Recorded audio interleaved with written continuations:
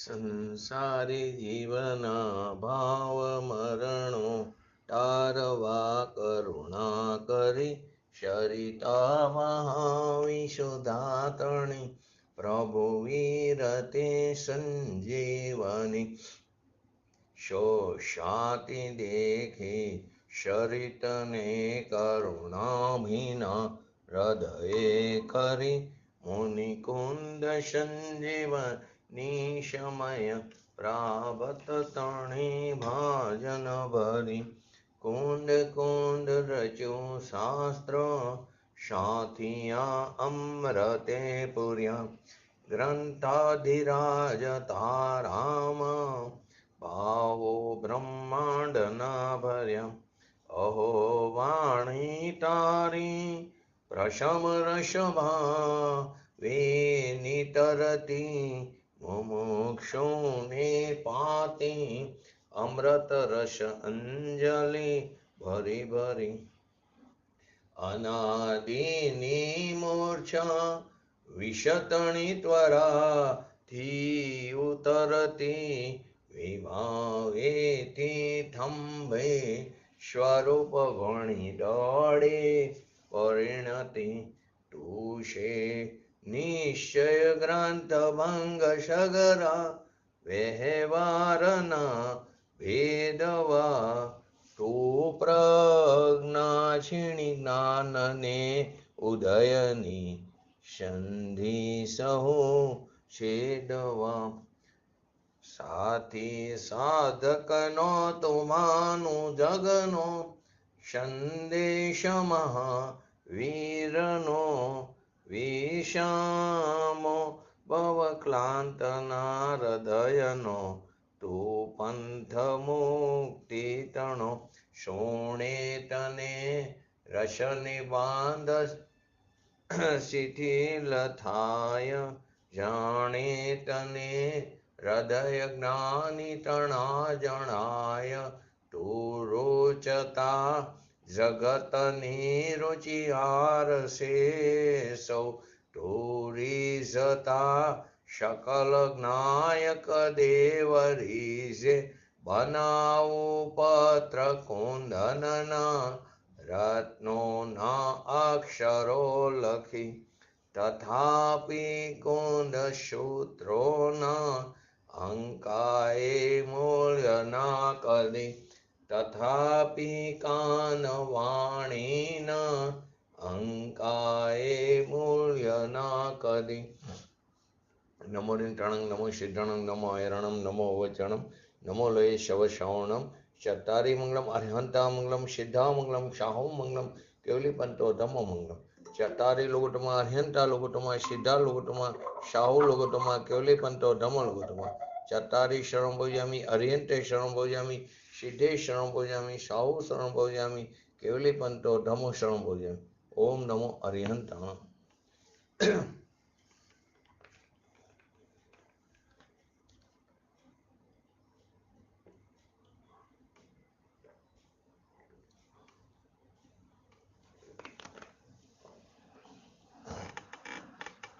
શ્રી સમયસા ગ્રંથાધિરાજ આશ્રવ અધિકારની 168 નંબરની ગાથા આપણે ચાલી રહી છે. પૂજ્ય ગુરુદેવ શ્રીના પ્રવચનના આધારે તો સૌથી પહેલા એનું હરિગીત જોઈ લઈએ.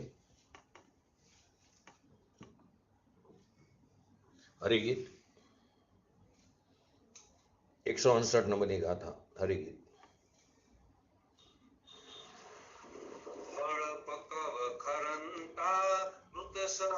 સંબંધ ફરી પામે નહીં તેનું કર્મ ભાવ ખરે ફરી જીવમાં ઉદય પામે નહીં. તો દ્રષ્ટાંતથી સમજાવે છે કે જેવી રીતે પાકું ફળ ખરી ગયું હોય પછી ફરીથી તે ડીટ્યા સાથે જોડાતું નથી, તેવી રીતે જીવના કર્મ ભાવો એ કર્મ ભાવોનું ખરી જવું પછી તે ફરીથી ઉદયને પ્રાપ્ત થતા નથી. આપણે એને સંક્ષિપ્તમાં સમજાતા હવે પૂજ્ય ગુરુદેવશ્રીના પ્રવચનના આધારે સમજી રહ્યા છીએ. તો એમાં છેલ્લે એને મિથ્યાત્વની સાથે રહેનારી પ્રકૃતિનો બંધ થતો નથી. સમય દ્રષ્ટિ જીવને ચોથા ગુણસ્થાન વર્તી ત્યાં 41 પ્રકૃતિનો છેદ થઈ જાય, એમાં સ્ત્રી પ્રકૃતિનો પણ છેદ થઈ જાય. જીવને સમ્યક દર્શન થયું હોય પછી તેને સ્ત્રી પર્યાય નથી મળતી, એને એનો છેદ થઈ ગયો છે. માટે અન્ય જૈન મતમાં શ્રી મલ્લિનાથ ભગવાન તે સ્ત્રી પર્યાય હતા એ જે વાત છે એનો છેદ અહીંયા ઉડી જાય છે. એ તો આગળની એનાથી આગલી 3 પર્યાય સુધી એમને સ્ત્રી પર્યાય નહોતી, એ તો આખી અલગ વસ્તુ. પણ આ એને એકવાર સમ્યક દર્શન થયું કોઈ પણ જીવને તો એને સ્ત્રી પર્યાયનો છેદ થઈ જાય. સ્ત્રી વેદ હોઈ શકે, સ્ત્રી વેદ હોઈ શકે, પરંતુ તીર્થંકર નો થાય સ્ત્રી વેદ વાળો, એ પર્યાય વાળો, એ સીધો મોક્ષે જઈ શકે. સ્ત્રી વેદ 9મા ગુણસ્થાન સુધી હોય છે સત્તામાં, પછી એ વેદ ખરી જાય છે. તો અહીં તો આપણે 41 પ્રકૃતિ જે મિથ્યાત્વમાં બંધાતી હતી એનો બંધ થતો નથી. એ શંકિત થતા એ પ્રકૃતિનો બંધ થતો નથી.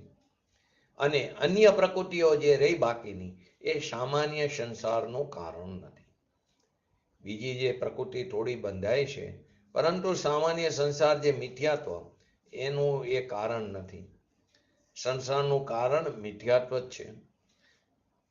મિથ્યાત્વ જ આશ્રવ છે, આશ્રવ જ બંધન, આશ્રવ જ દુઃખનું કારણ છે, આશ્રવ જ જીવને સંસારમાં રખડવાનું કારણ છે. એટલે ખરેખર મિથ્યાત્વ જ સંસાર છે અને મિથ્યાત્વ જ પાપ છે ને એનાથી મોટું કોઈ પાપ નથી. તો તેને સમ્યક દ્રષ્ટિ જીવને, ધર્મી જીવને મિથ્યાત્વની સાથે રહેનારી પ્રકૃતિનો બંધ થતો નથી ને અન્ય પ્રકૃતિ એ સામાન્ય સંસારનું કારણ નથી. સામાન્ય એટલે અનંત સંસારનું કારણ નથી. અનંત સંસારનું કારણ મિથ્યાત્વ હતું, એનો તો અભાવ થઈ ગયો છે. અલ્પસ્થિતિ રસ, અલ્પસ્થિતિ બંધ, અલ્પ રસ એટલે અનુભાગ બંધ પડે છે, પરંતુ એને અહીંયા ગણતરીમાં લેવામાં આવ્યું નથી. અને એ સંકિતિને અશુભ ભાવ પણ હવે આપણે છેલ્લે ગઈકાલ લીધું હતું, પણ છતાં આયુષ્ય જ્યારે બંધાય ત્યારે તે શુભ ભાવ જ હોય. સમ્યક દ્રષ્ટિ જીવને એ નેક્સ્ટ પર્યાયનું જે આયુષ્ય બંધાય, જો એને ભાવ હોય તો એ શુભ ભાવમાં જ બંધાય, અશુભ ભાવમાં ન બંધાય. ચોથે ગુણસ્થાને લડાઈમાં હોય, વિષય વાસનામાં હોય, એ ટાણે એને ભવિષ્યનું આયુષ્ય નહીં બંધાય. કેમ કે એનો આત્મા અબદ્ધ સ્પષ્ટ ચૈતન્ય મોટી એવો ભગવાન આત્મા દ્રષ્ટિમાં આવ્યો છે, જ્ઞાનમાં નિરંતર પરિણમ્યો છે. એને ભવિષ્યનું આયુષ્ય શુભ ભાવ આવશે ત્યારે બંધાશે. એ શું બતાવે છે કે એ દ્રષ્ટિ અને નિર્મળતાના જોરને બતાવે છે. અન્ય પ્રકૃતિઓ મિથ્યાત્વની સાથે જે 41 બંધાય એ સિવાયની અન્ય પ્રકૃતિઓ જે સંસારનું કારણ નથી. મિથ્યાત્વ નથી એટલે સામાન્ય અનંત સંસારનું કારણ નથી. તો એને પણ એક્ઝામ્પલથી સમજાવ્યું. મૂળથી કપાયેલા વૃક્ષના લીલા પાંદડા, મૂળિયું ભરી ગયું હોય પછી ભલે ને ઝાડ ઉપર લીલા પાંદડા હોય, એ લીલા પાંદડા જેવી તે પ્રકૃતિઓ શીઘ્ર સુકાવાની છે. મૂળિયું કપાઈ ગયું હોય પછી ભલે લીલા પાંદડા હોય પણ એ કાળક્રમે સુકાઈ જશે. એ અલ્પકારે હવે એ પાંદડા વધવાના નથી, તે સુકાઈ જવાના છે. માટે મૂળ પહેલી ચીજ જે મિથ્યાત્વ છે એનો અભાવ થવો જરૂરી છે. એ માટે મૂળ ચીજ પોતાનો ભગવાન આત્મા છે તેના તરફ દ્રષ્ટિ કરવી જરૂરી છે. એનો મહિમા આવવો જરૂરી છે. હવે એના ઉપર જોર નથી અને બહારના બધા ક્રિયાકાંડ ઉપર જોર હોય અને એનાથી મને ધર્મ થયો, એ મારા માટે લાભદાયક છે, તો એ વિપરીત માન્યતા છે, તે મિથ્યાત્વ છે, તે અનંત સંસારનું કારણ છે. પંચકલ્યાણક આદિને પૂજ્ય ગુરુદેવશ્રી કે એ બધા શુભ ભાવ છે. એ કેવા છે? બધા શુભ ભાવ છે. તો પ્રશ્ન થાય, પંચકલ્યાણ તો આપના હાથે જ થાય છે, તો પંચકલ્યાણક વખતે શુભ ભાવ હોય એનાથી વિશેષ કાંઈ નથી. એ ક્રિયા તો જડની પરથી થાય છે. અને શુભ ભાવ હોય એ પણ આપણી પોતાની ચીજ નથી, એ આપણા પર્યાય, એ આપણા સ્વભાવમાં નથી, એનો અભાવ છે. તો મૂળથી કપાયેલા વૃક્ષના લીલા પાંદડા જેવી તે પ્રકૃતિઓ શીઘ્ર સુકાવા યોગ્ય છે. જેના ઝાડના મૂળિયા કાપી નાખ્યા હોય એના પાંદડા થોડા દિવસમાં સુકાઈ જશે. એમ જેણે મિથ્યાત્વની ગાંઠ ગારી નાખી હોય, જેને સમ્યક દર્શનની પ્રાપ્તિ થઈ હોય અને એને જે બીજી પ્રકૃતિઓ જે 41 સિવાયની જે થોડી છે એ થોડા કાળમાં સુકાઈ જશે, કેમ કે એ સામાન્ય સંસારનું કારણ નથી. સમકીતીને અશુભ ભાવ થાય તો પણ એ એનો જાણનાર રહેશે, એને બંધ પડે એ નિશ્ચયથી નથી. મિથ્યા દ્રષ્ટિને ભક્તિ આદિનો પુણ્યનો શુભ ભાવ હોય તો કે એ મિથ્યા દ્રષ્ટિને અનંત સંસારનું કારણ છે, અને સમ્યક દ્રષ્ટિને અશુભ ભાવ હોય પરંતુ એનો જાણનાર છે તો એને બંધ પડે એ નિશ્ચયથી નથી. તો મિથ્યા દ્રષ્ટિને શુભ ભાવ હોય, પુણ્યનો બંધ હોય, પરંતુ તે અનંત સંસારનું કારણ છે, કેમ કે એને રાગની સાથે એકતા છે અને સ્વભાવની સાથે એકતા નથી, એનાથી વિરક્તપણું છે. તો બે વસ્તુ છે, જો રાગની સાથે એકતા તો મિથ્યાત્વ, તો એ અનંત સંસારનું કારણ. જો સ્વભાવની સાથે એકતા તો તે મોક્ષનું કારણ, વિતરાગતાની પ્રાપ્તિ અને તે મોક્ષનું કારણ. આ વસ્તુ સ્વરૂપ છે. તો આ પ્રમાણે આ 168 નંબરની ગાથા અહીં પૂજ્ય ગુરુદેવશ્રીના પ્રવચનના આધારે સમજ્યા. 114 નંબરનો કરસ જે આપણે સંક્ષિપ્તમાં સમજ્યા હતા એનું પણ પૂજ્ય ગુરુદેવશ્રીના પ્રવચનના આધારે આગળ આપણે સમજીએ. તો આ દ્રવ્ય કર્મોનો સમૂહનો છે હરિગીતેનું, આ દ્રવ્ય કર્મોના સમૂહનો છે નિરોધક ભાવ જે છે રાગ દ્વેષ વિમો વીણ સદજ્ઞાન નિર્મિત ભાવ જે ભાવાશ્રવોથી રહિત જે આ જીવનો નિજ ભાવ છે તે જ્ઞાનમય શુદ્ધાત્મમય નિજ આત્માનો ભાવ છે. એટલે કે જીવના જે રાગ દ્વેષ મોહથી રહિત જ્ઞાનથી જ રચિત ભાવ છે, અને જે બધા દ્રવ્ય કર્મોના આશ્રવના સમૂહને રોકવા વાળો છે એ જ્ઞાન સ્વભાવ એ બધા આશ્રવોના અભાવ સ્વરૂપ છે, એમ અહીંયા કહેવા માંગે છે. એવા અર્થનું આકર્ષરૂપ કાવ્ય છે. એટલે કે જીવને જે રાગ દ્વેષ મોહ વગેરેનો જ્ઞાનથી જ રચાયેલો ભાવ છે, અને જે સર્વ દ્રવ્ય કર્મના આશ્રવને એટલે કે એના ઠોકને એટલે કે એના જથ્થાને રોકનારો છે, એના પ્રવાહને રોકનારો છે, તે જ્ઞાનમય ભાવ એ સર્વ ભાવાશ્રવના અભાવ સ્વરૂપ છે. તો કે મિથ્યાત્વથી રહિત જે ભાવ છે ને તે જ્ઞાનમય છે. મિથ્યાત્વથી રહિત ભાવ તે જ્ઞાનમય છે, અને તે જ્ઞાનમય ભાવ રાગ દ્વેષ મોહ વગેરેનો છે. એ જ્ઞાનમય ભાવ રાગ દ્વેષ મોહ વગેરેનો છે. લાઈટ ગઈ એટલે કદાચ મારું નહીં દેખાય, પણ આપણે સ્વાધ્યાય ચાલુ રહેશે. તો એ જ્ઞાનમય ભાવ રાગ દ્વેષ મોહ વગરનો છે. એ દ્રવ્ય કર્મના પ્રવાહને તે રોધનારો છે. તેથી તે ભાવ જ ભાવાશ્રવના અભાવ સ્વરૂપ છે. કયો? જ્ઞાનમય ભાવ, વિતરાગમય ભાવ, આત્મમય ભાવ.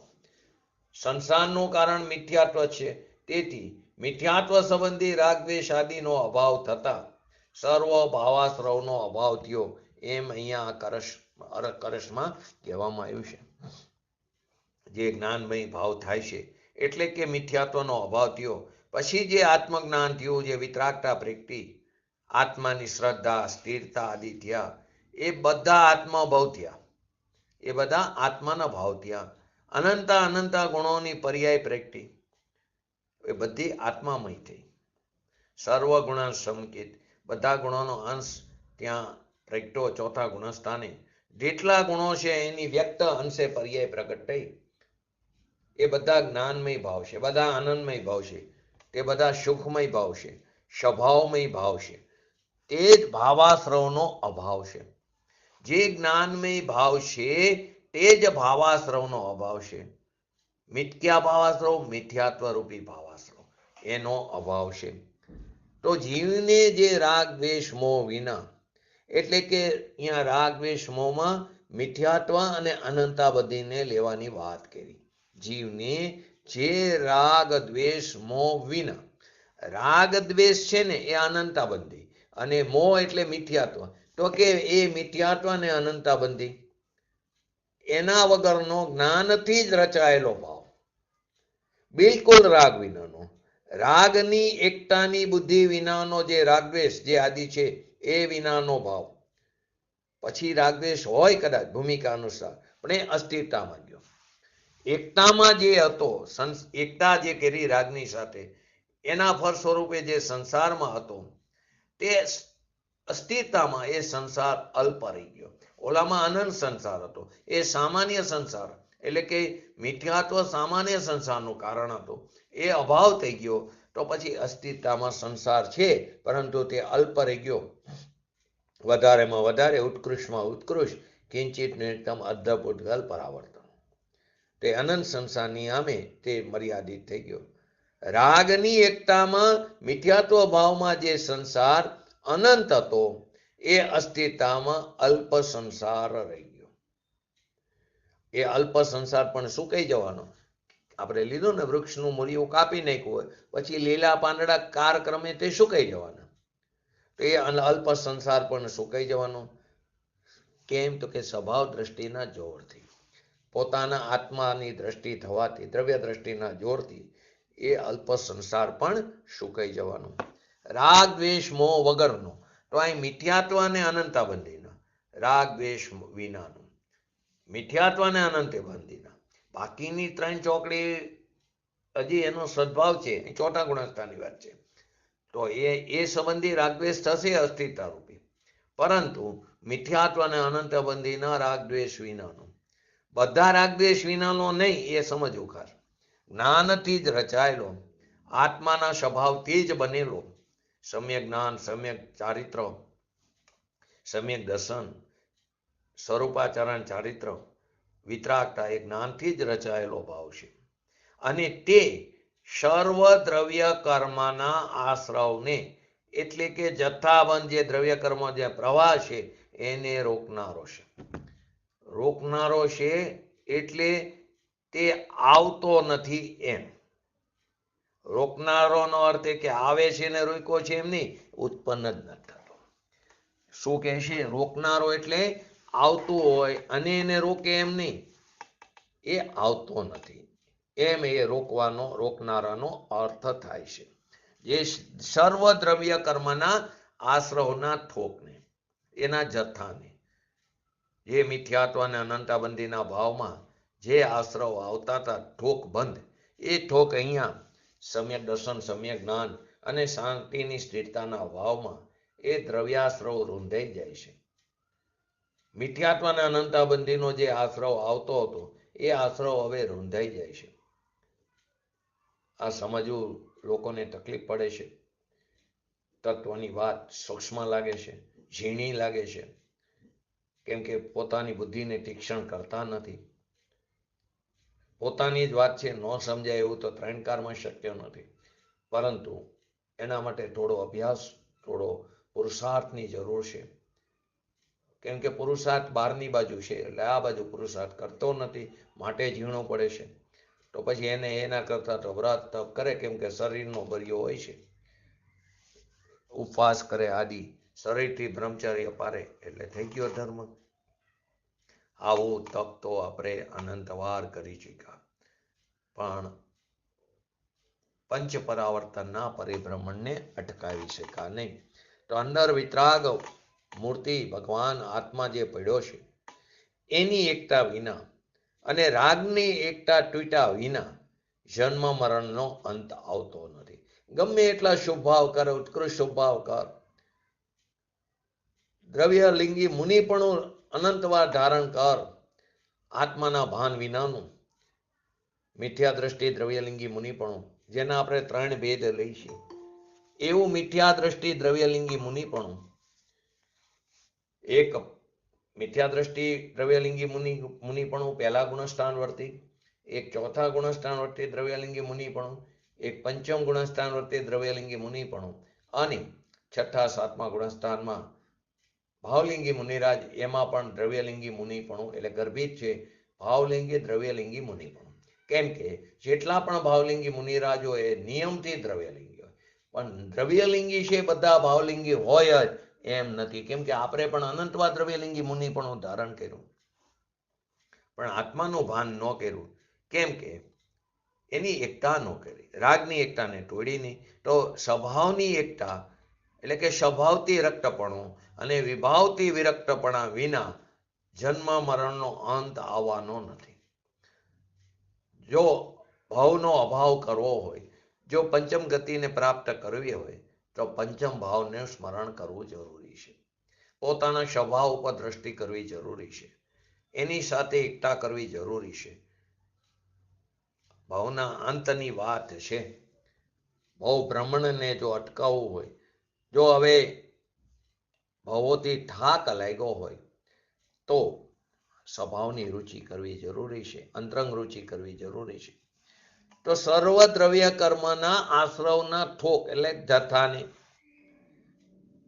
રોકનારો છે પોતાનો ભગવાન આત્મા. જ્યાં રાગની એકતા તૂટી અને સ્વભાવની એકતાનું પરિણમન કર્યું, ત્યારે જે પહેલા મિથ્યાત્વ અને અનંતાબંધીના રાગના કારે જે દ્રવ્યાશ્રવનો થોક આવતો હતો, જે જથ્થો આવતો હતો, જેને આપણે પ્રદેશ બંધ કહી, એ જે આવતો હતો એ હવે અહીં આવતો નથી. સ્વભાવનું ભાન થયું ને, રોક્યાનો અર્થ એ આવતો નથી. આવે છે ને રોકે એમ નહીં, એ આવતો નથી એટલે કે ઉત્પન્ન નથી થતું. આવતો હતો ને રોક્યો એમ નથી, એને એ આવતો જ નથી. દ્રવ્યાશ્રવનો થોક એ આવવાનું પહેલા મિથ્યાત્વ વખતે હતું, એ અત્યારે આવતું નથી. આવવાનું હતું એને રોકો એમ નહીં, કે જે આવું આવવાનું જ નથી, એને આવતું જ નથી. એ પહેલા આવતો હતો ને અત્યારે નથી આવતો, એ અપેક્ષાએ એને રોક્યો છે એમ કહેવામાં આવે છે. એટલે સર્વ દ્રવ્ય કર્મના આશ્રવને, જથ્થાબંધ દ્રવ્ય કર્મના પ્રવાહને, રાગની એકતા બુદ્ધિમાં જે જથ્થાબંધ કર્મ આવતા હતા એ રોકનારો છે. કોણ? જ્ઞાનમય ભાવ. કોણ? વિતરાગમય આત્મમય ભાવ. રાગની એકતા બુદ્ધિ વિનાનો સ્વભાવની એકતાનો ભાવ એ કર્મના ઓઘને એટલે કે થોકને રોકનારો છે. અને તે એવ સર્વ ભાવાશ્રમાણમ અભાવ, એટલે તે જ્ઞાનમય ભાવ સર્વ ભાવાશ્રવના અભાવ સ્વરૂપ છે. તે જ્ઞાનમય ભાવ સર્વ ભાવાશ્રવના અભાવ સ્વરૂપ છે. બે વાત લીધી. જડ કર્મનો જે મિથ્યાત્વ અને અનંતાબંધીનો જે થોક આવતો હતો એ નથી આવતો. જે જડ કર્મ હતા, મિથ્યાત્વ અને અનંતાબંધીનો જે થોક આવતો હતો એ હવે નથી આવતો. એકવાર સ્વભાવનું ભાન થયું. અને જે મિથ્યાત્વ અને રાગ દ્વેષનો આશ્રવ હતો ભાવ, એ ભાવ પણ નથી આવતો. ભાવાશ્રવ અને દ્રવ્યાશ્રવ. દ્રવ્યાશ્રવમાં લીધું જડ કર્મ, તો જડ કર્મનો જે મિથ્યાત્વ અને અનંતાબંધીનો જે જથ્થો આવતો હતો, થોક આવતો હતો, એ નથી આવતો. અને જે મિથ્યાત્વ અને રાગ દ્વેષ રૂપી જે આશ્રવ હતો, ભાવ હતો, એ પણ નથી આવતો. એટલે દ્રવ્યાશ્રવ એટલે મિથ્યાત્વ અને અનંતાબંધી વખતે જે દ્રવ્યાશ્રવ આવતા હતા તે અહીંયા સમ્યક દર્શનની પરિણતિમાં એ આવતા નથી. અને જે ભાવાશ્રવ જે મિથ્યાત્વ અને રાગનો હતો એ ભાવાશ્રવ અહીં નથી, કે દ્રવ્યાશ્રવ અટકી ગયા અને ભાવાશ્રવ છે નહીં. ભાવાશ્રવ એટલે કે મિથ્યાત્વ અને અનંતાબંધીનો જે ભાવ, તેને અહીંયા ભાવાશ્રવ કીધું. આગળની ગાથામાં પણ આવ્યું ને, એને મિથ્યાત્વ સંબંધી રાગદ્વેષાદિ છે નહીં. તો એ રાગદ્વેષાદિ છે નહીં, તો જૂનો કર્મનો જે ઉદય આવ્યો એ ઉદયની અંદર એ નિમિત્ત નથી થતું. તો એ જૂનું કર્મ નવા કર્મને બાંધવામાં નિમિત્ત નથી થતું. બસ આ જ વાત આગળ ચાલી રહી છે. નવું કર્મ જે બંધાય છે એમાં જૂનું કર્મ નિમિત્ત છે. જૂના કર્મમાં નિમિત્ત કોણ બને છે? જીવના મોહ રાગ દ્વેષાદિ. તો જૂના કર્મો જે સત્તામાં પડ્યા એની સ્થિતિ પૂરી થતા એ ઉદયમાં આવ્યા. તો એ ઉદયમાં આવે ત્યારે જીવે પોતે સ્વભાવનું લક્ષ્ય ન કરીને પોતાની ભૂલને કારણે પરનું લક્ષ્ય કર્યું, તો મોહ રાગ દ્વેષાદિ ઉત્પન્ન થયા. એ મોહ રાગ દ્વેષાદિ એટલે તે કર્મની અંદર તે જોડાઈ જાય છે, એનો સંસર્ગ કરે છે. જેવી રીતે સોય લોહચુંબકના સંસર્ગમાં આવે છે, તેવી રીતે જીવ તેને એટલે કે મોહ રાગ દ્વેષથી તેની સાથે કર્મોની સાથે જોડાઈ જાય છે. એની અંદર જોડાય છે તીવ્રતાથી. જેટલા અંશે તીવ્રતા કરે, જેટલા અંશે જોડાય, એટલા અંશે એના નવા કર્મનો સ્થિતિ અનુભાગ આદિ બંધ પડે છે. પ્રદેશ બંધ, પ્રકૃતિ બંધ. હવે મોહ રાગ દ્વેષ આદિ જ ઉત્પન્ન નહીં થાય તો જૂનો કર્મ જે ઉદયમાં છે એ ઉદયમાં આવીને ખરી જવાનું, એની અંદર જોડાતો નથી, તો એ નિમિત્ત નથી બનતો નવા કર્મને બાંધવામાં. આખી પ્રક્રિયા આ રીતે છે. તો અહીં એ કહે છે કે ભાવાશ્રવ જે મિથ્યાત્વ અને રાગનો હતો એ ભાવાશ્રવ અહીં નથી. એટલે કે દ્રવ્યાશ્રવ અટકી ગયા અને ભાવાશ્રવ છે નહીં, મોહ રાગ દ્વેષાદિ. ક્યાં મોહ રાગ દ્વેષાદિ નથી? ફરી મિથ્યાત્વ અને અનંતાબંધ સંબંધી બધા ભાવાશ્રવની વાત નથી. બાકીની ત્રણ ચોકડીનો સદભાવ છે. અહીં ચોથા ગુણસ્થાન વર્તી સમ્યક દ્રષ્ટિ જીવની વાત ચાલી રહી છે. ભાવાશ્રવ એટલે કે મિથ્યાત્વ અને અનંતાબંધીનો જે ભાવ, એ ભાવાશ્રવ એને નથી, કેમ કે સમ્યક દર્શન થયું, પ્રાપ્ત થયું છે. તો એ ભાવ જ્ઞાનમય ભાવ સર્વ ભાવાશ્રવના અભાવ સ્વરૂપ. સર્વ એટલે મિથ્યાત્વ અને અનંતાબંધીનો, એને દ્રવ્યાશ્રવ મિથ્યાત્વ અને અનંતાબંધીનો આવતો એ તો નથી, પણ સમ્યક દર્શન થતા રાગની એકતા તૂટતા મિથ્યાત્વ અને અનંતાબંધીનો જે ભાવાશ્રવ હતો એ પણ એને છે નહીં. દ્રવ્યાશ્રવ આવતો નથી, ભાવાશ્રવ છે નહીં, મિથ્યાત્વ અને અનંતાબંધી સંબંધીનો. તો મિથ્યાત્વ રહિત ભાવ એટલે કે જ્ઞાતા દ્રષ્ટા સ્વભાવનો ભાવ, દયા દાન વ્રત તપ આદિની વિકલ્પ વિનાનો ભાવ, એ જ્ઞાનમય ભાવ, એ વિતરાગમય ભાવ, એ ક્ષમતામય ભાવ, એ શાંતિમય ભાવ, એ સુખમય ભાવ, એ શુદ્ધ છે. મિથ્યાત્વથી રહિત ભાવ જેને જ્ઞાનમય કીધો, સંકિતમય કીધો, શાંતિમય કીધો, એ વિતરાગ પર્યાયમય છે. ચોથે ગુણસ્થાને અનંતાબંધી તો એનો ગયો છે, એટલે સ્વરૂપ આચરણ વિતરાગતા એવી કેટલા અંશે સ્થિરતા થઈ. એ ના પાડે, ઘણા તો એ ના પડે કે ચોથા ગુણસ્થાનમાં ચારિત્ર નથી. અન્ય દિગંબર મતમાં પૂજ્ય ગુરુદેવશ્રીના સમયમાં એ પંથના પ્રખર મુનિરાજ એમણે એ કહેતા ચોથા ગુણસ્થાને આચરણ નથી, અહીંયા ચારિત્રપણું નથી. તો કે છે, જેટલા અંશે સ્વભાવમાં સ્થિર થાય, જેટલા અંશે શુદ્ધ ઉપયોગ પ્રગટે, જેટલા અંશે સ્વભાવનું વેદન થાય, એટલા અંશે સંવર છે, એટલા અંશે શાંતિ છે, એટલા અંશે સુખ છે, એટલા અંશે વિતરાગતા, એટલા અંશે ચારિત્ર છે.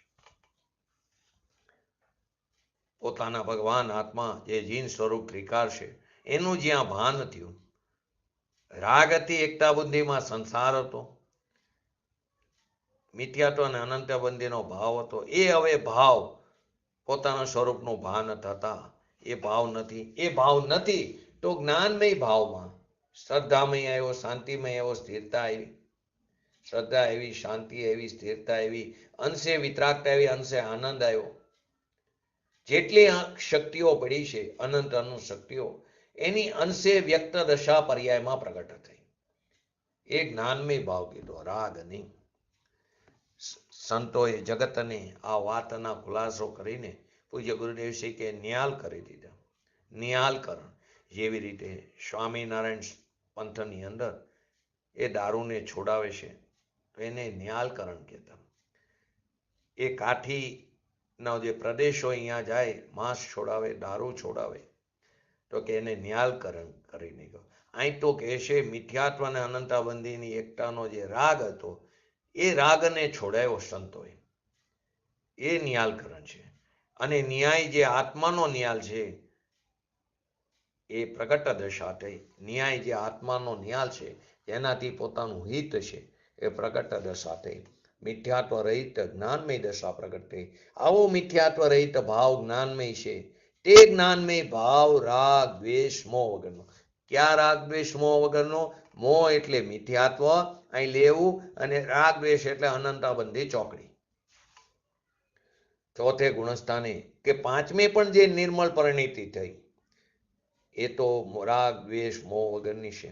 અહીં મોહ એટલે મિથ્યાત્વ લીધો, અને રાગ એટલે અનંતાબંધી, એ વગરનું પરિણામન છે ચોથા ગુણસ્થાનની અપેક્ષા. આગળ 170 નંબરની ગાથામાં આવશે. જગન્યપણે છે એટલે કે યથાખ્યાત નથી ત્યાં સુધી એને આશ્રવ આવે છે, સાધક દશા છે ને. પણ આ નહીં કયો મિથ્યાત્વ અને અનંતાબંધી સંબંધી. રાગની એકતા બુદ્ધિનો મિથ્યાત્વનો ભાવ જે આશ્રવ, એની અંદર દર્શન મોહ આવે. દર્શન મોહનો અભાવ થઈ ગયો. દર્શન મોહ એ સંસારમાં રખડવાનું નિમિત્ત કારણ કીધું.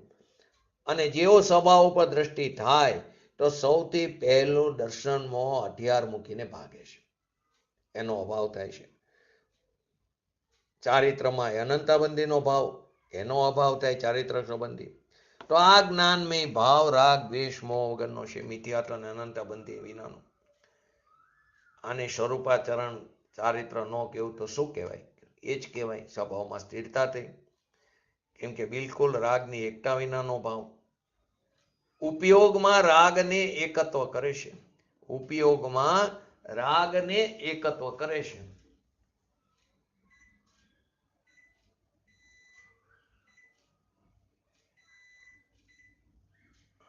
ઉપયોગમાં રાગને એકત્વ કરે છે એ બંધનું કારણ છે. ઉપયોગમાં આગળ આવશે બંધ અધિકારમાં. રાગ બંધનું કારણ નથી. ફરી વાર, રાગ બંધનું કારણ નથી. એની અંદર જોડે તો બંધ પડે છે. રાગનો રાગી થઈ તો રાગ તો સમ્યક દ્રષ્ટિને પણ હોય છે, પણ એ એમાં જોડાતા નથી. તે તેના જ્ઞાનના જ્ઞેય તરીકે જાણે છે, એનો જાણનાર રહેશે. ઉપયોગથી એ બંધ અધિકારમાં શરૂઆત કરી. ઉપયોગમાં રાગને એકત્વ કરે તો મિથ્યાત્વ બંધનું કારણ છે. પોતાનો ભગવાન આત્મા અનંત ગુણ ગંભીર, અનંત ગુણોથી ભરેલો, ગુણોથી અશૂન્ય, બહારથી શૂન્ય એવો ભગવાન આત્મા છે, અરૂપી, પણ સ્વભાવનો સમુદ્ર છે, દરિયો છે, સ્વયંભૂ રમણ સમુદ્ર, મોટામાં મોટું. એનું જ્યાં શ્રદ્ધા અને જ્ઞાન થાય છે ત્યારે મિથ્યાત્વ અને અનંતાબંધીના જે આશ્રવ હતા, આવતા હતા, એ અટકી ગયા, એટલે આવતા જ નથી એમ. અને જે ભાવાશ્રવ છે મિથ્યાત્વ અને અનંતાબંધીનો, એ પણ નથી. એટલે દ્રવ્યાશ્રવ પણ નથી અને ભાવાશ્રવ એ નથી. એ દ્રવ્ય કર્મના પ્રવાહને રોકનારો છે, રોધનારો છે. તેથી તે ભાવ જ ભાવાશ્રવના અભાવ સ્વરૂપ છે, જ્ઞાનમય ભાવ. જ્યાં મિથ્યાત્વની ગાંઠ ગેરી ત્યાં અંદર જ્ઞાનમય ભાવ રહેશે. કેમ કે મિથ્યાત્વ જ અનંત સંસારનું કારણ છે. એટલા જ માટે એને મોટામાં મોટું પાપ કીધું. એમાં પણ અધૂરામાં પૂરું. અનાદિકાળથી અગૃહિત મિથ્યાત્વ તો લઈને આવી છે, સ્વભાવના ભાન વગર. અને આ પર્યાયમાં નવું ગૃહિત ભૂલથી બાંધી લઈશે. તો જ્યાં સુધી ગૃહિત મિથ્યાત્વ નહીં જાય ત્યાં સુધી અગૃહિત નહીં જાય, અને અગૃહિત નહીં જાય ત્યાં સુધી સમ્યક દર્શનની પ્રાપ્તિ નહીં થાય. રવિવારે એક ધાર્મિક પ્રસંગમાં હતો. ઘણીવાર હું સુરેન્દ્રનગર હતો તો આ વાતનું ધ્યાન દોરતો હતો. ત્યારે પણ એક એવી ઘટના ઘટી કે જે ખરેખર ન હોવી જોઈએ, પણ હવે શું, કોઈ રોકનારો નથી. તમે કહો એટલે મુમુક્ષ મંડળને ગમતું નથી. જિનેન્દ્ર ભગવાનના જીન મંદિરમાં આપ બેઠા હોય અને ત્યાં અપૂર્ણ પર્યાય વાળાનો આપણે ગુણગાન ગાય, પૂર્ણ વ્યક્તિની સામે અપૂર્ણ વ્યક્તિની ગુણગાન ગાય, તે એક વિવેકથી વિરોધ છે. જો પૂજ્ય ગુરુદેવશ્રીનું, પૂજ્ય બેનશ્રીનું બંને વિતરાગમય છે, પરંતુ તેમની ભક્તિ સ્વાધ્યાય હોલમાં થાય. દિગંબર મુનિરાજ, નગ્ન દિગંબર મુનિ પણ, હોલી ખેલે મુનિરાજ, નિગ્રંથો કા માર્ગ, આ બધી વસ્તુ સ્વાધ્યાય હોલમાં થાય. જિનેન્દ્ર ભગવાન સામે એમનો જો બહુમાન હોવું જરૂરી છે. આ વિવેકની વાત છે. પણ આપણે એટલા બધા મહિમામાં આવી જઈશું, આ ભાન રહેતું નથી. મારા નામેરે જ એક પંડિત હતા ત્યાં બહારથી આવેલા, તો મારે એમની સાથે ચર્ચા થઈ. મને કે તમારી વાત 100% સાચી, પણ આવું જ ચાલ્યું આવે છે. કોઈ કહેતું નથી. આપણે આવી ભૂલો અહીંયાની બધે આવી આ ભૂલો થઈ રહી છે ને આપણે એમાં જોડાઈ જઈએ છીએ. ચામર લેતી વખતે ધ્યાન નથી રહેતું, ગરબા કરતી વખતે ધ્યાન નથી રહેતું, આપણે પીઠ ભગવાનની પાછળ આવી જાય. એક ભાઈ તો ઊભા થઈને રોક્યું પણ ખરું, તો પાછા 2 જણે પાછી એની ભૂલ કરી. એટલે આ બધી ભૂલો થઈ રહી. આ ધર્મની વાત નથી, આ ધર્મ નથી. કરે કે રોકે એ કઈ ધર્મ નથી, પરંતુ જ્યાં વિવેક હોવો જોઈએ વિવેક જરૂરી છે. તો આવી બધી ભૂલો તો આપણે જાણતા અજાણતા ઘણી બધી કરી રહ્યા છીએ, હું અને તમે બંને, ને સમાજ પણ. કેમ કે કેવરીનો વિરહ છે, પૂજ્ય ગુરુદેવશ્રીનો વિરહ છે. પૂજ્ય ગુરુદેવશ્રી હોય તો આ વસ્તુ ન થાય, પૂજ્ય બેનશ્રી હોય તો આ વસ્તુ ન થાય. પરંતુ કોઈ કહેવાવાળું ન રહ્યું. આવી બધી ભૂલો અટકવી જરૂરી છે. અહીં એ જ કીધું કે ગૃહિત મિથ્યાત્વ એ તો એનાથી પણ આગળ જાણતા અજાણતા આપણે એવું કરી રહ્યા છીએ.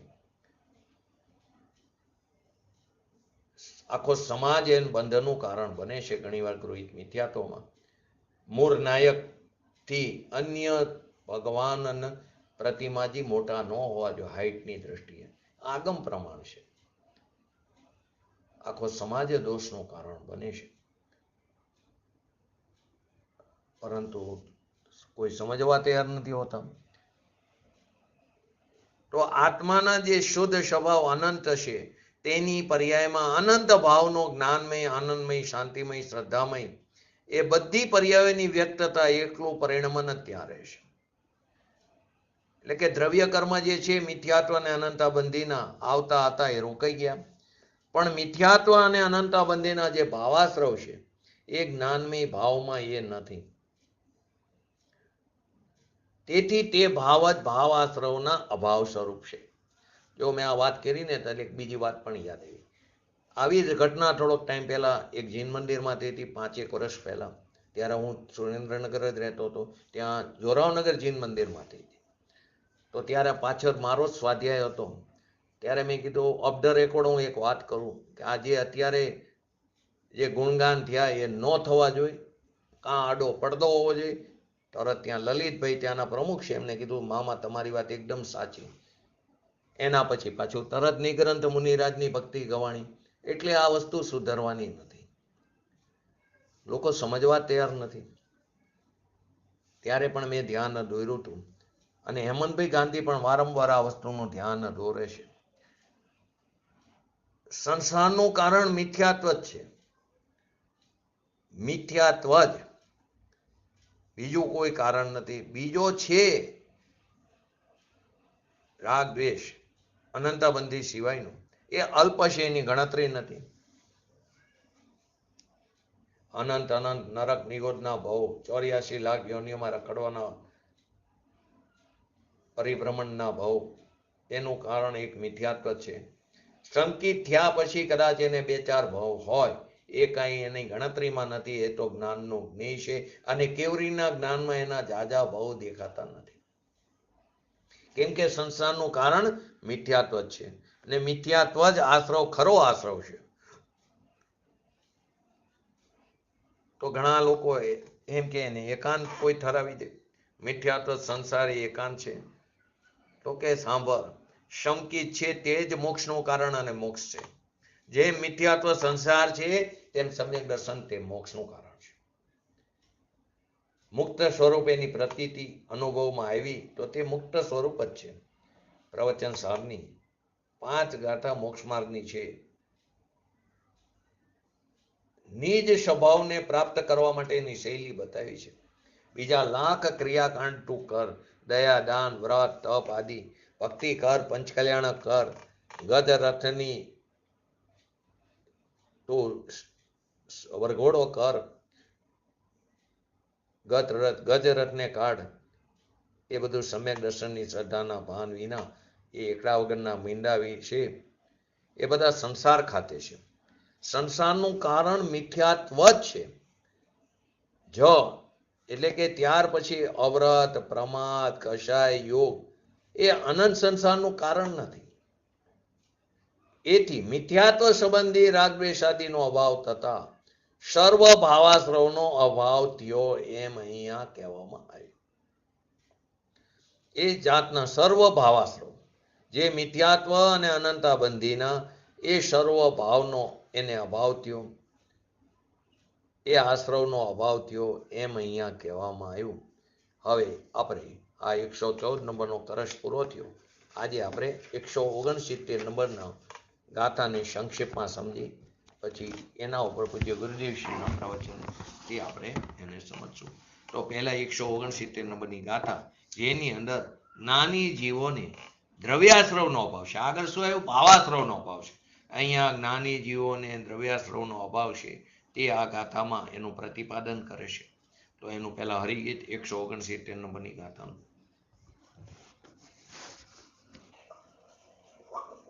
સર્વ પૂર્વ નિબદ્ધ પ્રત્યય વર્તતા તે જ્ઞાનીને છે પૃથ્વી પિંડ સમાનને સૌ કર્મ શરીરે બદ્ધ છે. જે સર્વ પૂર્વ નિબદ્ધ પ્રત્યય વર્તતા તે જ્ઞાનીને છે પૃથ્વી પિંડ સમાનને સૌ કર્મ શરીરે બદ્ધ છે. તો જ્ઞાનીને પૂર્વબદ્ધ સમસ્ત પ્રત્યય એટલે આશ્રવ, સમસ્ત પ્રત્યય પૃથ્વીના એટલે કે માટીના ઢેફાની સમાન છે. પૃથ્વીના એટલે કે માટીના ઢેફાની સમાન છે. અને તે માત્ર એ જે છે પૂર્વબદ્ધ પ્રત્યય જેને પૂતગલ કીધું એ માત્ર કારમાણ શરીર સાથે બંધાયેલા છે. તો જ્ઞાનીને પૂર્વબદ્ધ સમસ્ત પ્રત્યય માટીના ઢેફાની સમાન છે અને તે માત્ર કારમાણ શરીર સાથે બંધાયેલા છે. આ ગાથાના ભાવને આત્મખ્યાતિમાં જે સ્પષ્ટ કરવામાં આવ્યો તે પણ જોઈએ.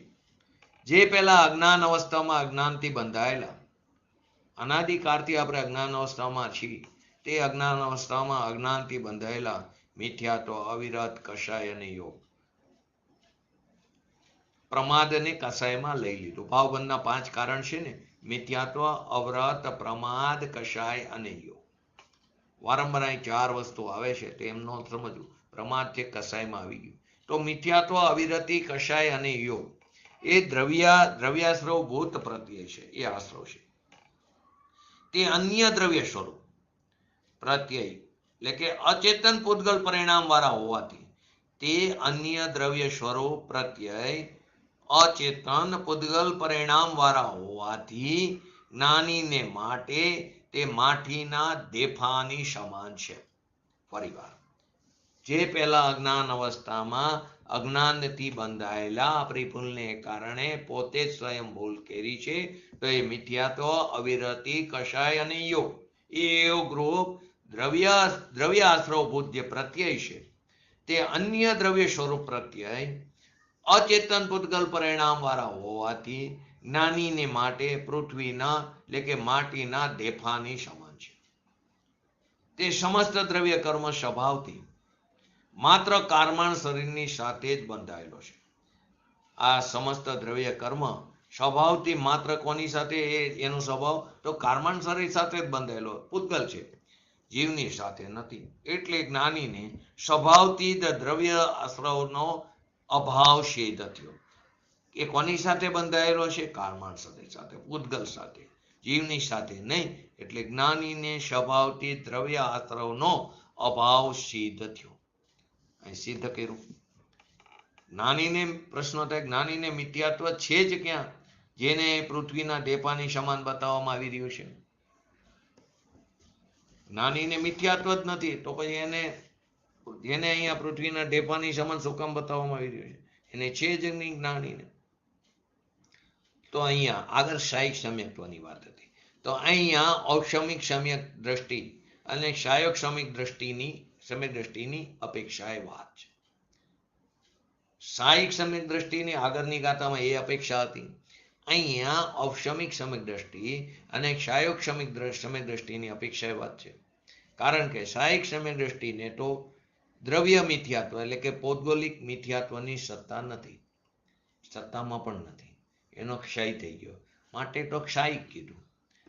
ક્ષાયિક સમ્યક દ્રષ્ટિને દ્રવ્ય મિથ્યાત્વ એટલે કે ભૌગોલિક મિથ્યાત્વની સત્તા નથી. પરંતુ ઔક્ષમિક સમ્યક દ્રષ્ટિ અને ક્ષાયોગ સમ્યક દ્રષ્ટિને તો દ્રવ્ય મિથ્યાત્વની સત્તા રહે જ છે. ઔક્ષમિક સમ્યક સત્તામાં પડ્યું છે, કેમ કે ઔક્ષમિકને ઉપક્ષમ રૂપે છે. ક્ષયોક્ષમમાં તો આપણે એની આખા ક્ષય અને ઉપક્ષમી આખી વસ્તુ આપણે ક્ષયોક્ષમમાં સમજ્યા હતા. તો ઔક્ષમિક સમ્યક દ્રષ્ટિને ક્ષયોક્ષમિક સમ્યક દ્રષ્ટિને ઔક્ષમિક અને ક્ષયોક્ષમિક સમ્યક દ્રષ્ટિને તો દ્રવ્ય મિથ્યાત્વની સત્તા રહેશે. તો પૃથ્વીના ઢેફાની સમાન એનો શું અર્થ થાય? જેવી રીતે પૃથ્વીનું ઢેફું એ આત્માના અહિતમાં નિમિત્ત નથી. પૃથ્વીનું ઢેફું એટલે કે તે પૂતગલ આત્માના અહિતમાં નિમિત્ત નથી. તેવી રીતે સત્તામાં પડેલું દ્રવ્ય મિથ્યાત્વ સત્તામાં પડેલું, આત્માને મિથ્યા દ્રષ્ટિ બનાવવામાં નિમિત્ત પણ નથી બનતું. જેવી રીતે પૃથ્વીનું ઢેફું આત્માના અહિતમાં નિમિત્ત નથી, તેવી રીતે સત્તામાં, ફરીવાર, સત્તામાં રહેલું દ્રવ્ય મિથ્યાત્વ આત્માને મિથ્યા દ્રષ્ટિ બનાવવામાં નિમિત્ત પણ નથી બનતું. આચાર્ય જયસેનજીની આ ગાથાની ટીકામાં સત્તામાં રહેલા દ્રવ્ય મિથ્યાત્વ આદિ કર્મોને પૃથ્વીના પિંડની સમાન અકિંચિત કર કીધા. જયસેનજીએ આ ગાથાની ટીકામાં સત્તામાં રહેલા દ્રવ્ય મિથ્યાત્વ આદિ કર્મોને પૃથ્વીના પિંડની સમાન અકિંચિત કર કીધા. એમણે મુઠ્ઠીમાં રાખેલા વિષનું ઉદાહરણ આપીને આ વાતને સ્પષ્ટ કરી. મુઠ્ઠીમાં રાખેલા વિષનું ઉદાહરણ આપીને સ્પષ્ટ કરી. જો કે આપણે સમજીએ, જો કે તે જ્ઞાની જીવના દ્રવ્ય પ્રત્યે મુઠ્ઠીમાં રાખેલા વિષની સમાન, એ જ્ઞાની જીવના દ્રવ્ય પ્રત્યે આ દ્રવ્યાશ્રવ મુઠ્ઠીમાં રાખેલા વિષની સમાન કારમાન શરીરના રૂપમાં સત્તામાં રહેશે ને. કોને? ઔપશમિક અને ક્ષયક્ષમિક. તો પણ ઉદયના અભાવમાં સુખ દુઃખરૂપ પ્રકૃતિના, સુખ દુઃખરૂપ વિકૃતિ, ખરેખર તો એ વિકૃતિના રૂપમાં અડચણ નથી કરતા. ઉદયના અભાવમાં, ઉદયાભવી, ક્ષયક્ષમિકમાં આવે ઉદયાભવી ક્ષય. તો એ બે પ્રકારના સ્પર્ધકો છે, દેશઘાતી અને સર્વઘાતી. એ આખી વાત ક્ષયક્ષમમાં આવી જાય, જે આપણે પંચલબ્ધિમાં સમજ્યા હતા. તો પણ ઉદયના અભાવમાં સુખ દુઃખ રૂપ વિકૃતિના રૂપમાં એ અડચણ નથી કરતા. આ કારણથી જ્ઞાની જીવને નવા કર્મનો આશ્રવ નથી થતો. આ આખો એનો સારાંશ છે, આ ભાવાર્થ છે. તાત્પર્ય શું થયું? ઉદાહરણ શું આપ્યું? મુઠ્ઠીમાં રાખેલું ઝેર. ઝેર ગમે એટલું ખતરનાક કેમ ન હોય, જ્યાં સુધી તેને ખાવામાં ન આવે ત્યાં સુધી એને ખતરો નથી. હાથમાં મુઠ્ઠીમાં ગમે એટલું એ ઝેરને રાખ્યું, ગમે એટલું ખતરનાક ન હોય, હલાલ ન હોય, જ્યાં સુધી એને ખાવામાં ન આવે ત્યાં સુધી એને ખતરો નથી. કારણ કે મુઠ્ઠીમાં રાખેલું ઝેર પોતાની અસર દેખાડવામાં અસમર્થ છે. પોતાની જે સ્વભાવ છે એની અસર દેખાડવામાં એ અસમર્થ છે. તેવી રીતે દ્રવ્ય કર્મ જ્યાં સુધી ઉદયમાં ન આવે, દ્રવ્ય કર્મ જ્યાં સુધી ઉદયમાં ન આવે ત્યાં સુધી એ કાર્યકારી નથી. કારણ કે સત્તામાં પડેલું દ્રવ્ય કર્મ તો પૃથ્વીના પિંડની સમાન અકિંચિત કર જ હોય છે, અકાર્યકારી જ હોય છે. એ સત્તામાં પડેલું દ્રવ્ય કર્મ પૃથ્વીના પિંડની સમાન અકિંચિત કર જ હોય છે, અકાર્યકારી જ હોય. આનો બહુ સરસ એક્ઝામ્પલ હું કહું હમણાં, એ પહેલા તમને જો યાદ આવે તો કહું. સત્તામાં રહેલું કર્મ કાંઈ પણ, કોઈ પણ કર્મ કાંઈ નથી કરતો, પણ સત્તામાં રહેલું કર્મ કાર્યકારી નથી. બહુ સરસ એક્ઝામ્પલ વારંવાર આપણે લઈ છીએ. પાર્શ્વનાથ ભગવાન, બરાબર, સરસ. પાર્શ્વનાથ ભગવાનની તીર્થંકર પ્રકૃતિ સત્તામાં હતી. એ જ્યારે છઠ્ઠા સાતમા ગુણસ્થાનમાં હતા ત્યારે, જ્યારે એ છઠ્ઠા ગુણસ્થાન, સાતમા ગુણસ્થાનમાં કોઈ ઉપસર્ગ થઈ શકતો નથી, તો છઠ્ઠા ગુણસ્થાનમાં એમને ઉપસર્ગ થાય છે. તો સત્તામાં તો તીર્થંકર પ્રકૃતિ પડેલી હતી, એ કોઈ કાર્યકારી નથી. તો કે સત્તામાં, એ આખું આપણે વારંવાર લીધું છે, તો સત્તામાં પડેલું દ્રવ્ય કર્મ તો ખરેખર ઉપસર્ગ એટલે કે દેવોને એવો ભાવ આવ્યો, એ વિરોધ, એને પૂર્વભાવનો વિરોધ, એટલે કે એમનો યાદ આવી ગયું વિરોધી પણ, શત્રુતાનો ભાવ. તે એને એમ લાગે હું હેરાન કરું, પણ કોઈ કોઈને હેરાન કરી શકતું નથી. પણ સત્તામાં પડેલું તીર્થંકર પ્રકૃતિનું કર્મ એ કોઈ કાર્યકારી નથી. તો સત્તામાં રહેલું દ્રવ્ય કર્મ તો પૃથ્વીના પિંડની સમાન અકિંચિત કર જ હોય છે. પૂજ્ય ગુરુદેવનું સ્પષ્ટીકરણ પણ સમજવા જેવું છે. જેણે પોતાના જ્ઞાયક તત્વને રાગથી ભિન્ન કર્યું, જેણે પોતાના સ્વભાવને વેદ જ્ઞાન પૂર્વક રાગથી ભિન્ન કર્યું, જલ કમલ ન્યાયવત, અને પર્યાયમાં જ્ઞાન અને આનંદનો સ્વાદ લીધો તે ધર્મીને પૂર્વમાં જે અજ્ઞાનથી બંધાયેલા જે જડ કર્મ પરમાણુ જે ધર્મી છે, જે વિતરાગી છે, કોણ કે જેણે પોતાના જ્ઞાયક તત્વને રાગથી ભિન્ન કર્યું ભેદ જ્ઞાનના બરે પર્યાયમાં આનંદ અને જ્ઞાનનો સ્વાદ લીધો એ ધર્મીને પૂર્વમાં અજ્ઞાનથી બંધાયેલા જે જડ કર્મ પરમાણુ અથવા દર્શન મોહનો થોડો અંશ, જો અહીં ફરીવાર દર્શન મોહનો થોડો અંશ કોની અપેક્ષાએ ઔપશમિક અને ક્ષાયોક્ષમિક ઉદયમાં નથી પરંતુ સત્તામાં પડેલું છે. જેવી રીતે પાણી હોય એની અંદર નીચે મેલ પડ્યો હોય, એને સરી નાખો તો એક મેલ આવે ઉપર, એ ઉપશમ થાય, ઉપશમ રૂપે દબાયેલું છે તો ઉદયમાં આવી શકે, પણ સત્તામાં પડ્યું છે હજી, અત્યારે દબાયેલું છે તો દર્શનનો થોડો પણ અંશ જે ક્ષાયોક્ષમિક સમ્યક્ત્વના થયા પછી પણ રહેશે. તે થતા અવિરત કષાય અને યોગરૂપ દ્રવ્યાશ્રવ ભૂત પ્રત્યય પણ છે, પરંતુ તે અન્ય દ્રવ્ય સ્વરૂપ પ્રત્યય અચેતન પૂતગલ પરિણામ વાળા હોવાથી જ્ઞાનીની દ્રષ્ટિમાં તે માટીના ઢેફાની સમાન છે. દર્શન મોહનો થોડો અંશ પણ લીધો સત્તામાં, એ સિવાય અવિરત કષાય અને યોગ એ રૂપ દ્રવ્ય આશ્રવભૂત પ્રત્યય પણ છે, પરંતુ તે અન્ય દ્રવ્ય સ્વરૂપ પ્રત્યય અને અચેતન પૂતગલ પરિણામ વાળા હોવાથી જ્ઞાનીની દ્રષ્ટિમાં માટીના ઢેફાની સમાન છે. જેવી રીતે માટીનું ઢેફું અજીવ છે, જ્ઞેય છે, તેવી રીતે તે કર્મ પ્રત્યે પણ અજીવ છે, તે જ્ઞેય છે. જેવી રીતે માટીનું ઢેફું અજીવ છે, જ્ઞેય છે, તેવી રીતે તે કર્મ પ્રત્યે પણ અજીવ છે, દ્રવ્ય આશ્રવ જ્ઞેય છે. જેવી રીતે માટીનું ઢેફું પૂતગલ સ્કંદ છે, તેવી રીતે કર્મ પણ કેવું છે, પૂતગલ સ્કંદ છે. એટલે માટીના ઢેફાની સમાન કીધું.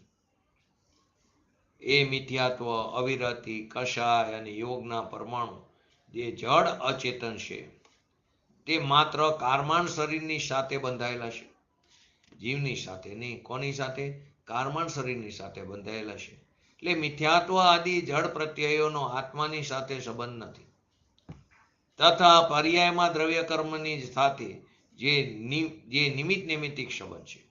મિથ્યાત્વ આદિ જડ પ્રત્યયનો આત્માની સાથે સંબંધ નથી, તથા પર્યાયમાં દ્રવ્ય કર્મની સાથે જે નિમિત્ત નૈમિત્તિક સંબંધ છે એ સંબંધનો પણ જ્ઞાનીઓએ વિચ્છેદ કરી નાખ્યો છે. કર્તા કર્મ સંબંધ નથી, નિમિત્ત નૈમિત્તિક સંબંધ છે. પર્યાયમાં પણ આત્માની સાથે તો કોઈ સંબંધ નથી, પણ પર્યાયમાં પણ દ્રવ્ય કર્મની સાથે નિમિત્ત નૈમિત્તિક જે સંબંધ છે તે સંબંધનો પણ જ્ઞાનીઓએ વિચ્છેદ કરી નાખ્યો છે જ્ઞાનમય ભાવથી. એટલે કે દ્રવ્ય કર્મનો પૂતગલ કારમાન શરીરની સાથે એની સાથે જ કરતા કર્મ સંબંધ છે. પોતાના ભગવાન આત્મા સાથે, એ પોતાના ભગવાન આત્માનો દ્રવ્ય કર્મની સાથે નિમિત્ત નૈમિત્તિક સંબંધ પણ નથી. આત્માનો દ્રવ્ય કર્મની સાથે નિમિત્ત નૈમિત્તિક સંબંધ નથી, પણ જ્ઞાનીને વર્તમાન પર્યાયમાં જે દ્રવ્ય કર્મની સાથે નિમિત્ત નૈમિત્તિક સંબંધ છે એમણે પણ એને તોડી નાખ્યો. દ્રવ્યમાં તો નથી જ્ઞાનીને નિમિત્ત નૈમિત્તિક સંબંધ, પરંતુ જે પર્યાયમાં નિમિત્ત નૈમિત્તિક સંબંધ હતો વર્તમાન પર્યાયમાં દ્રવ્ય કર્મની સાથે એને પણ તોડી નાખ્યો છે. આ કારણે સમ્યક દ્રષ્ટિની મિથ્યાત્વ પ્રકૃતિ કદાચ સત્તામાં પડી હોય. કોની વાત છે? ઔપશમિક અને ક્ષાયોક્ષમિક સત્તામાં હોય તો પણ તે પ્રકૃતિના પરમાણુઓનો કારમાન શરીરની સાથે સંબંધ છે, જીવની સાથે નહીં.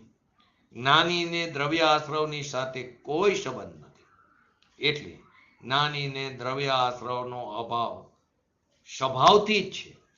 જ્ઞાનીને દ્રવ્ય આશ્રવનો અભાવ સ્વભાવથી જ છે. જેવી રીતે શરીર, વાણી, સ્ત્રી, કુટુંબ, પરિવાર આદિ એ પરપદાર્થ, એ પર છે, એની સાથે આત્માનો કોઈ સંબંધ નથી. તેવી રીતે જ્ઞાનીને દ્રવ્ય આશ્રવથી કોઈ સંબંધ નથી. પર વસ્તુ પોતપોતાના કારણે દ્રવ્ય ગુણ પર્યાયથી રહીને પર્યાયમાં પલટાઈ રહી છે. દરેક પર વસ્તુ, સ્ત્રી, કુટુંબ, પરિવાર આદિ એ પોતપોતાના કારણે દ્રવ્ય ગુણ રૂપથી કાયમ રહીને એ પર્યાયમાં પલટાઈ રહી છે.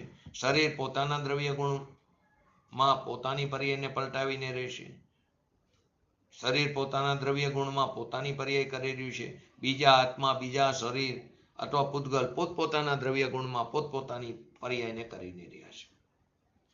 કારમાન શરીર પણ પોતાના દ્રવ્ય ગુણ પર્યાયમાં રહેશે.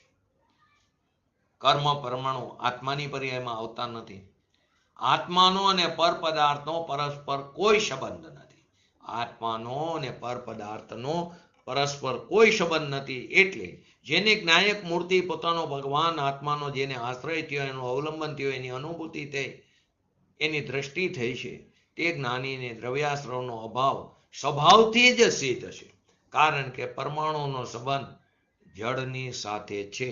આની વિશેષ ચર્ચા આપણે આવતીકાલે લેશું. તો આપણે પણ આવા ભગવાન આત્માના સ્વરૂપને ઓળખી, એની પ્રતીતિ કરી, એનો અનુભવ કરી અને શીઘ્ર ને શીઘ્ર પોતાના સ્વભાવમાં ઠરી એવી પરમ વિરલ ભાવના સાથે આજનું વ્યક્તિત્વ પૂરું કરું. જય જિનેન્દ્ર. જીનવાની સ્તુતિ. तम नाश में को ज्ञान के प्रकाश में को आपा पर भास में को भानुषी बखानी है. छहो द्रव्य जानवे को बंद विधि भानवे को स्वपर पिछान वे को परम प्रमानी है. अनुभव बताए वे को जीव के जताए वे को काहू न सताए वे को पव्यूरियानी है. जहाँ तहाँ तार वे को पार वे उतार वे को सुख विस्तार वे को यही जिन वाणी है. निज निधि निज में दिखाई यह अनंत उपकार है. उसके लिए जिन वाणी मात को वंदना शत बार है, वंदना शत बार. नमो रिंगटाणं नमो सिद्धाणं नमो आयरणं नमो भजनं नमो लय सवसावणं चट्टारी मंगलम अरिहंता मंगलम सिद्धा मंगलम शाहो मंगलम केवले पंतो धर्मो मंगलम चट्टारी लोकोत्तमा अरिहंता लोकोत्तमा सिद्धा लोकोत्तमा शाहो लोकोत्तमा केवले पंतो धर्मो लोकोत्तमा चट्टारी शरण भोजामि अरिहंते शरण भोजामि सिद्धे शरण भोजामि शाहो शरण भोजामि केवले पंतो धर्मो शरण भोजामि. बोलिए श्री पंच परमेष्टि भगवंतोनो जय हो. बोलिए श्री जीनवाणी मातनो जय हो. बोलिए श्री परम पूज्य परमोपकारी श्री सद्गुरु देवनो जय हो. बोलिए श्री प्रसमूर्ति भगवती मातनो जय हो. बोलिए श्री सनातन जैन दिगंबर धर्मनो जय हो.